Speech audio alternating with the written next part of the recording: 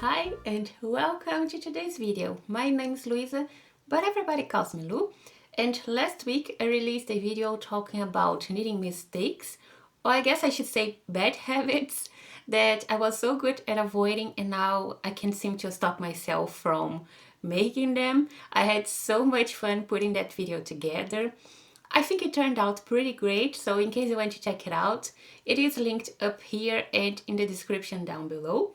But today is episode number 25 of my knitting podcast. On today's agenda, I have a lot to share with you guys. I have one finished object, which is my hat with mohair. I have two sweater whips to update you on. The first one is, well, I think everything is back on track after I had to frog everything and start over. And the second sweater whip, it's just great. It's everything I've imagined and it's making me really excited to finish it soon so I can wear it while it's still cold outside. I'm also going to update you guys on my old knits intervention. Those are some projects that I knitted last year that needed a little extra love to make them more wearable for me. So I'm going to talk about that today also. And what else? I feel like I'm forgetting something. Oh yeah, yesterday I did some yarn shopping and I want to share with you all the goodies that I brought home with me. So let's start today's episode of the podcast with my finished object, which is my Musselburgh hat. This time around I remembered to remove my stitch markers before pressing record. It doesn't really matter for you guys, but I'm so glad I finally remembered to do this today. So, like I said, this is my Musselburgh hat by Ysolda Teague. And let's talk about the yarns I've used for this project before I forget. I've paired one strand of fingering weight together with one strand of mohair.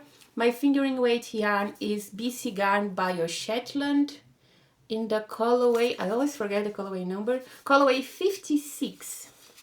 This lovely, bottle green, mossy green, something like that, really pretty. And my mohair is Lana Grossa Silk Hair in the colorway 178. I think this one is more like a mossy green. I don't know, I'm terrible at describing colors. You guys already know that. And this is my yarn combo. I'm really happy with the fabric these two yarns created. Let me just put my basket over here. So, my finished hat. Well, let me unfold it so you guys can see the entire thing. I think a Musselburgh hat is pretty common. Everybody has seen at least one time a Musselburgh hat before. So this is what I have. I've used a 3.5 millimeter needle for the entire hat. Well, one, because I really like a tighter gauge for a hat. Let me show you up close the fabric I got.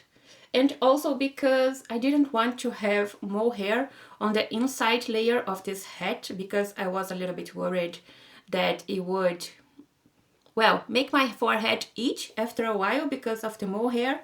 So I think this was a good in-between needle size for a DK weight fabric that I think a fingering weight plus mohair creates, and also a just fingering weight strand held single for the inside layer of the hat. I didn't realize the mohair was doing so much in terms of the final color for this fabric, but look at the difference between the section with mohair and the one without it. I am so glad I added mohair to this fabric because I really love this darker green way more than the section without mohair. But anyway, now let me tuck this inside. It is a little bit tricky. So while I do this, let me explain my process when it comes to the mohair. Like I said, I didn't want mohair on the inside layer of this hat. So I stopped pairing both yarns together when I was done. Well, when I got a little bit past the halfway point of this hat, I added mohair to the outside layer and to both brims because I started thinking that if by any chance I don't get any itchiness with mohair next to my forehead, then I could have one side of this head that would be all over mohair, and if I flipped it inside out, I could have a crown without mohair and a fluffy brim, a fuzzy brim. So yeah, I don't know. I don't think I'm going to wear all over mohair on the inside, but well, I got the option at least.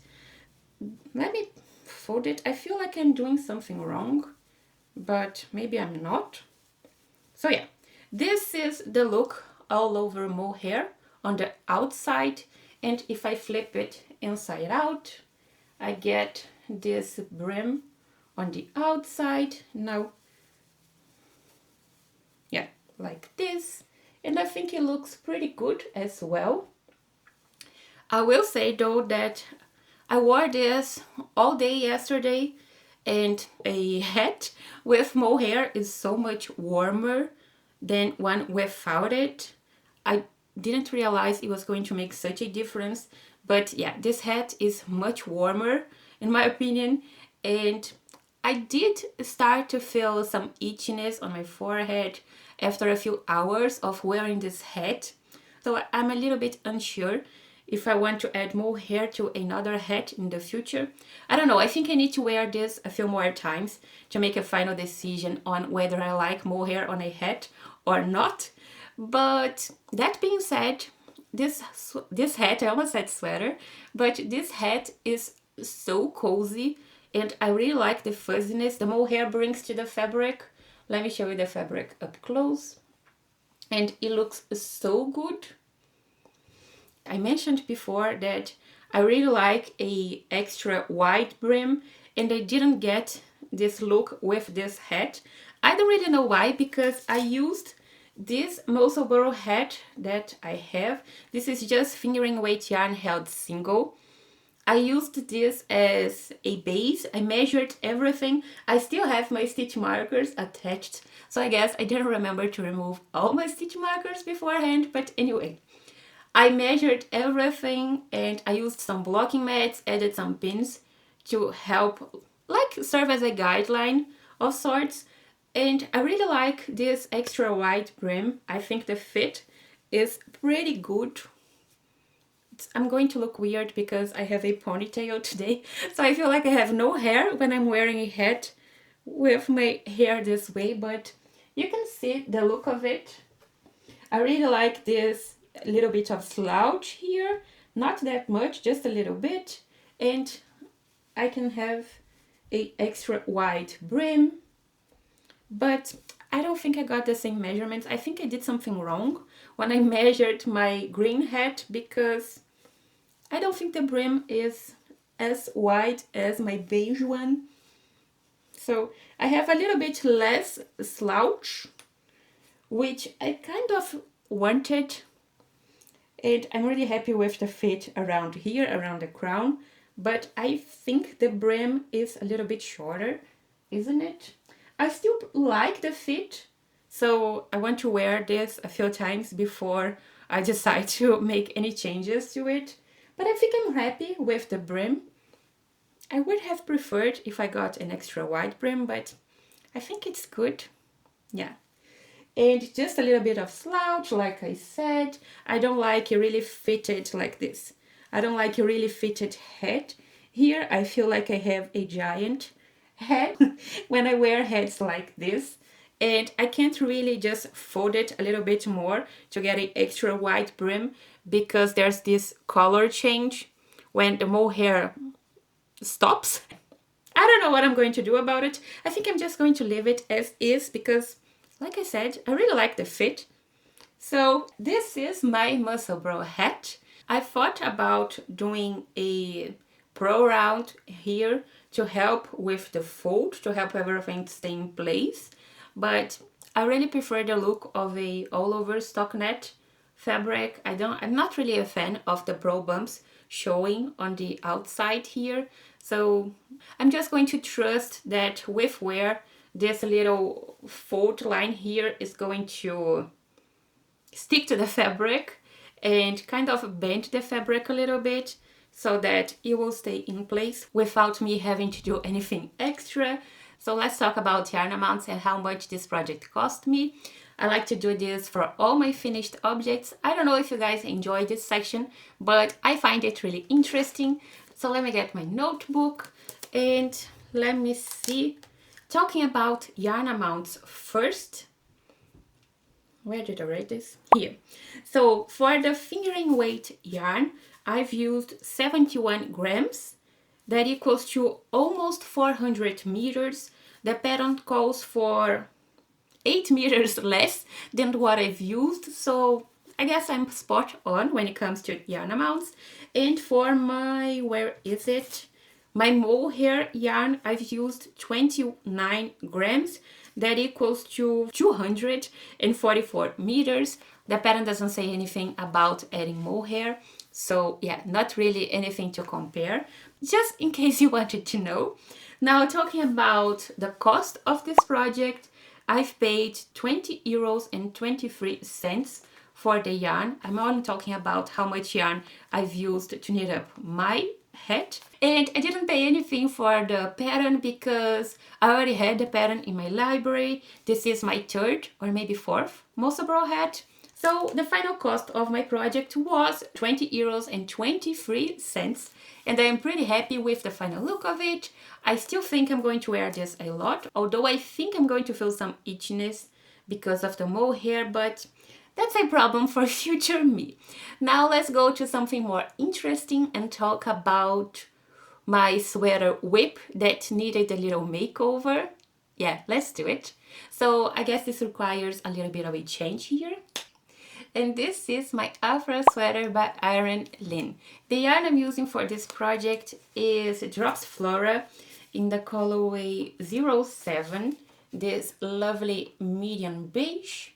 This yarn is a blend of 65% wool and 35% alpaca. If you guys watched my last podcast episode, you know that I started over with this project. So this is how far I've gotten. I basically knitted the entire thing. Well, not basically, I literally knitted the entire thing. And I'm so much happier with the fit of it now. I've made so many changes to this pattern to adjust my body that I don't think I even remember everything that I did. Well, for starters, I went up a size in the pattern and I think the fit is much better now, like I said. It is a little bit weird because I tucked this project inside a project bag yesterday to take it with me while I had a pretty long train ride.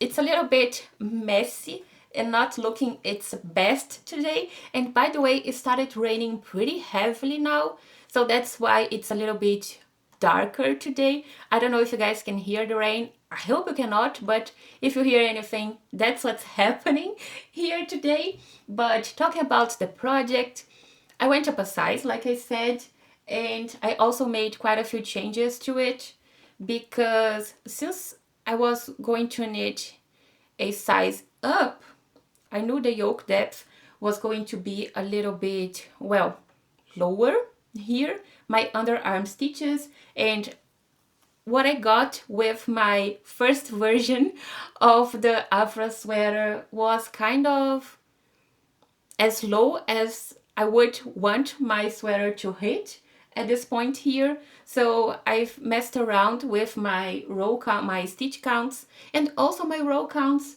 to get the same yoke depth as my first version. Let me take this off the mannequin. I guess I could show you guys better this way. I added some raglan rows here, some raglan increasing on both sides, body and sleeves, I mean, so that I could end my yoke. I could finish my yoke with the same stitch count as the pattern suggested. And also because I wanted to start this little detail for the sleeves a little bit lower so that the end point of this detail, the deepest point of the V shape, would hit me below my elbow, like here. I did a lot of math to figure out where this deepest point of the V would hit had I just followed the pattern, and according to my math, it would hit me a little bit before my elbow, something more like here, and I didn't really like the look of it. I think it looks much better, or at least it's what I imagine for the sweater, if the V thing, the deepest point of the V hits kind of here. So that's what I'm going with. I hope I can achieve this look and knit up what I have in mind. My plan is to finish my current ball of yarn, this little guy here, on the body, and then I want to move to the sleeves, at least until I get to I can finish the design on the sleeve, so that I am 100% sure that everything is on track. Let me just put it back here. I think everything is looking good now. I am so glad I took the time to frog this guy and start over. I blocked all my yarn because if there is one thing I don't like is knitting with instant noodle yarn. So I blocked everything and I'm pretty happy with it. Since I went up a size, I think everything looks a little bit more open. And I completely forgot to say what I'm talking about. I'm talking about the neckline is much more open around my neck. I didn't change anything when it comes to the depth of this little point of the V shape. But since everything's a little bit looser, I guess I would say, this deepest point of the neckline went down a couple of centimeters. And I think everything looks so much better now. And I guess I should try this on. So let me put it on so you guys can see how much it changed. Right, and get the chair out of the way. So, oh, by the way, ignore my sweatpants. I know they're horrible, but they are so comfy. Anyway, I think it's best if I just sit like this. Yeah, so when comparing both sizes in the pattern, this new one and the smaller one, both have the same number of rounds, or rows, I guess I should say, to shape this V-neck. And can you see how this one looks much lower, this deepest point of the V-neck? Well, it's all out of place. Maybe it should be like this. I don't know, I don't have a mirror in front of me, but I think it's supposed to be like this. I have so much extra room around my neck and it hits a little bit lower. This is what I would say the maximum amount of cleavage that I would be able to tolerate. Anything lower than this, I think is too revealing for the way I like to dress. I'm not saying it's right or wrong, I'm just saying it's the way I like to dress. Though keep in mind, I still need to do the I-cord around this neck opening to get it looking nicer, but I think you can already tell the fit, it's much more like the pattern photos now. I have so much extra room here on the sleeves. Since I delayed starting this design here on the sleeves, I just have a little bit of this detail before splitting for body and sleeves, but I still think it looks pretty good. I have so much more room around my bust now. Let me show you guys the back. I think you can see everything. I think I'm back on track now. I think it's going to be smooth sailing from here, but we'll see. Anything can happen when I'm modifying a pattern, but I am confident everything will work now. So let me take this off and I can sit back here with you guys. All right, I'm back here with a nicer sweater for now. I know some of you guys really like when I give very detailed notes on my projects. I still have to update my Ravelry page, my Ravelry notes on this project. I hope to get to it today before I forget any of the modifications that I'm making to this pattern. But by the way, I'm not making modifications because the pattern is bad. That's not the case at all. I really like the way the pattern is written. It just didn't match the fit I had in mind for this project and also my body type, so I'm making a few adaptations to make it fit me, but I really like the pattern and the way it is written. I shortened the yoke by 12 rounds before splitting the sleeves. That way I have the same number of rounds as the previous size that I knitted. I think it's size 6 and now I'm knitting size 7. I am pretty off gauge, so I'm knitting size 7 to get the measurements of a size 5. So like I said, I shortened the yoke by 12 rounds, and I also delayed starting this little design on the sleeves by 12 rounds also. So that's why I have this raglan shaping here, so that I could add some increases without starting this little design on the sleeves.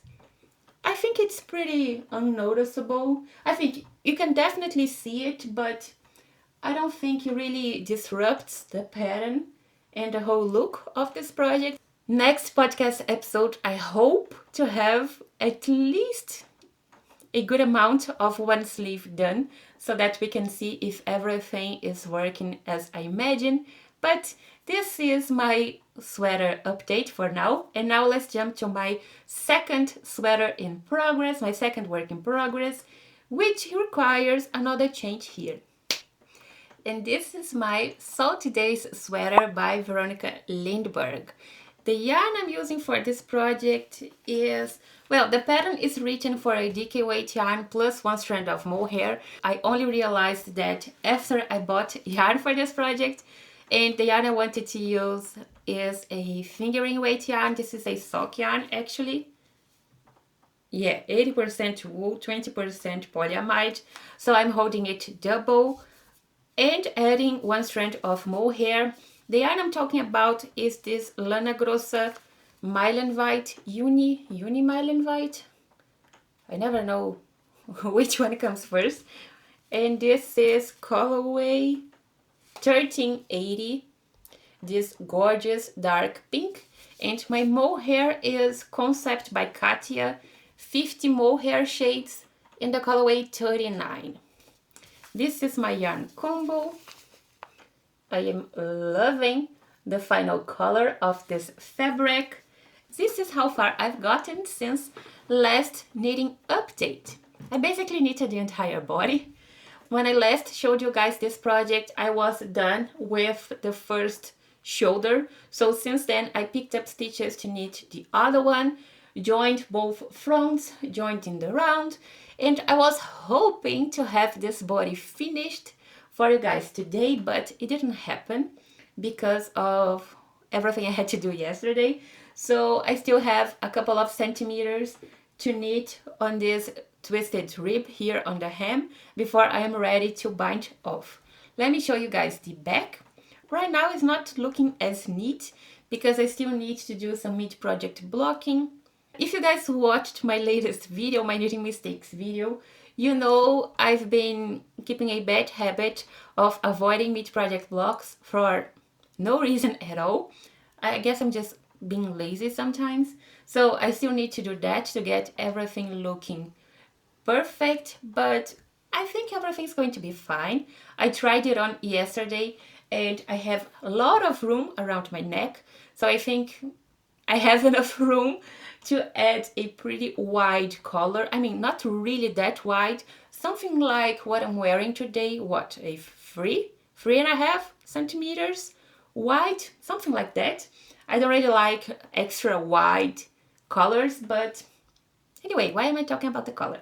So this is it. I made, I think, 2 modifications to the pattern.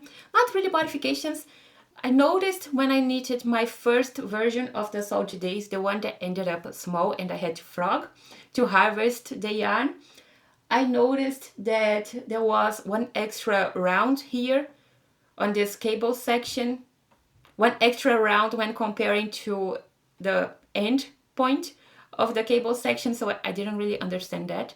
I don't know if I read something wrong or what, but this time around I decided to have both sides symmetrical, so I just skipped the first round right after joining in the round to get everything looking identical. And I also added one knit round, I think, before starting this last eyelet section, because of the same reason. I don't know if I read something wrong in the pattern, but to my understanding, one row was missing here, so I just added that. I don't know if my sweater is too dark to allow you guys to see everything clearly, but I think I can mess around with the lighting when I'm editing in case that happens. But this is my Salty Days. I'm so excited about it. I'm loving this dark pink. I think this is becoming one of my favorite colors. For a long while, my favorite color was purple, and then it became red, and I think now I'm switching to dark pinks. I don't know, maybe I'm being influenced by this project. But one thing I am noticing with this mohair, this is my first time adding mohair, using this mohair, not adding mohair to a project. I've done this quite a few times now, but this is my first time using this concept by Katia, mohair. Let me take this off, Margot, so I can show you guys what I really mean. So, a mohair adds fuzziness to the project, as well as other things, right? And I think you can see the fuzziness here. No, not, maybe contrasting with my hair. Yeah, I think now you guys can see how much fuzz this mohair adds, but I don't think it's adding any softness to the fabric. Previous times when I knitted with one strand of mohair, I felt like the mohair strand added a little bit of softness to the fabric, but I'm not noticing this with this mohair, so I don't know if it's a matter of the two yarns I'm pairing together or not, but it's something I've noticed and I wanted to mention it to you guys. And also, I think now I can show you a better look, a better final result of the little trick I have for adding stretch to this slanted edge here. I mentioned this last knitting update a few weeks ago, but yeah, this is my final look. You can see that the yarn overs I added to add a little bit of extra yarn to this edge. Really, you can't really notice them after I pick up stitches to knit the shoulder, but it does give me quite a bit of stretch to get a more comfortable fit around this section when I'm wearing this sweater, and I think it really improves the wearability of it, at least for me. So now let me pop this back here. This is my Salty Days so far. I'm really happy with how this project is coming together, and I can't wait to have it finished and ready to wear before it starts getting warm outside. So now let's jump to what? These are all the projects that I have in progress right now. So yeah, let's jump to my old knits intervention. So my old knits, these are knits I worked on last year, but they needed some extra love to make them wearable for me. The first one I have here is a red Musselburgh hat. This one I knitted in 2024, if I'm not mistaken, but it is a little bit tight around my head. I think I have a pretty big head because I have a 57 centimeter circumference, and the pattern is written for a 55 centimeter. Maybe I just have a big head, I don't know. I don't really reach for it ever since I finished my beige Musselburgh, which is somewhere around here. The one I showed you guys when I was talking about my green Musselburgh, that is today's finished object. But as I was saying, I don't really reach for it, so I want to frog this project and harvest the yarn for another hat pattern. I was thinking about casting on another Musselburgh hat, but just add a few extra increase rounds here around the crown, so I had the same circumference of my beige one. But now I don't think I'm going to go down this route. I think I want to change patterns, and I've been thinking about knitting a twisted rib hat. I know Sari Nordland came out with a new hat pattern that is all over twisted rib. It's kind of catching my eye right now, and I've been thinking about casting that one on, but not now. I think this is more like a spring project. So for now, this is going to stay as is, and I'm going to tackle this harvesting situation coming spring. So that's one knit down. The next one is my Pierre sweater. Everything was fine when it came to the fit of this project. I just wanted to add a few extra centimeters to the sleeve length, so that's what I did. I unpicked my bind off around and undid the twisted rib. So I added half a chart just about this section here. Did the twisted rib cuff once again and the bind off. I did this to both sleeves because, well, it would be lovely if they match, right? So that's what I have here. I will try this on just so you guys can see the difference. Now I don't know if I recorded a little shot of me trying this on before doing this thing on the sleeves. But anyway, this is a quick update on my Pierre sweater. And now the main focus of my knit intervention was this wrap. This is the late summer wrap by Pernille Larsen, or Knitting for Olive. And I had a lot of issues with the wearability of this wrap and how these ties around my waist were behaving. So let me put this on and we can see the difference. All right, so this is my wrap and I feel like I'm missing something. My glasses, yeah, that's very important. So this is the current state of my late summer wrap. I sewed everything closed, so I have the ties and also both fronts here sewed closed. So you can see, can you see? Yeah, I think you can. Everything stays in place now and it's so much better. I've already worn this a couple of times ever since I did this little tweak with the fit, but I'm still not 100% sold on it. Let me show you guys the back. It's definitely much more wearable because everything stays in place, like I said, but I still think it's a little bit tight around my waist. I was very careful when I placed everything before sewing it closed, but I still think it ended up a little bit tighter here around my waist when comparing to the midsection of the body. So I've kind of been thinking about cutting the tie and just having really, well, short ties so that I could sew the knot here in place without having to wrap both ties around the back of the wrap and one tie around the front. That way I think the waist would be a little bit looser, a looser fit, I mean, but I'm not sure. I don't want to commit to such a drastic solution before I am 100% sure it's the only way to go. So I plan on wearing this for a while before deciding on anything else. When it comes to the fit of this guy, I thought about, well, I didn't think about it actually. You guys suggested, you guys gave such good suggestions to help me improve the fit of this garment, but I decided to sew it closed for now because it was the easiest solution, and if everything went sideways, I could just, well, undo all the sewing and I would be back to the original state, I would say, of this wrap. But at least when it comes to the neckline here, to this cleavage, I think it looks good. You can't see that I've sewed it here closed, and I think I'm not seeing any puckering on the fabric here.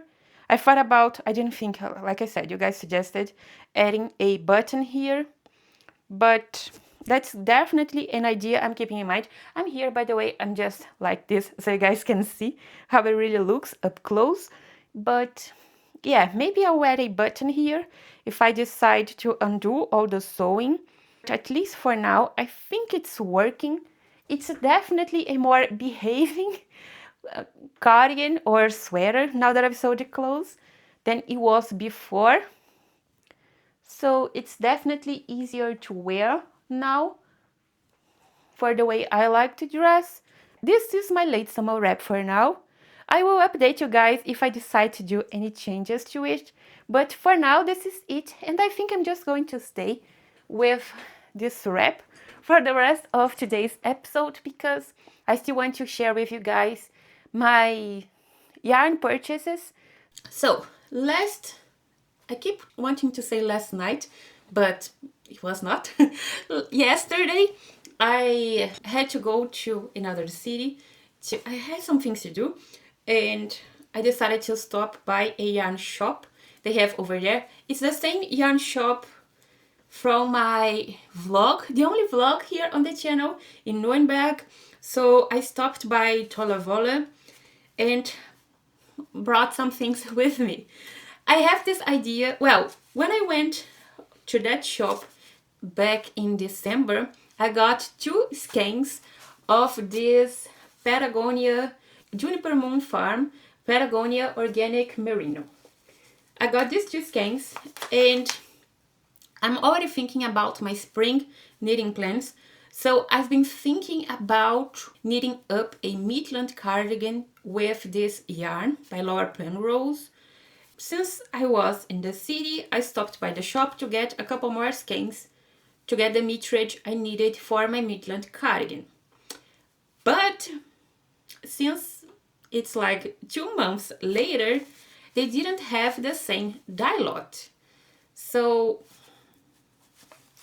look at this. Can you see? This one is much darker than my old skein. I hope the camera is picking up on that.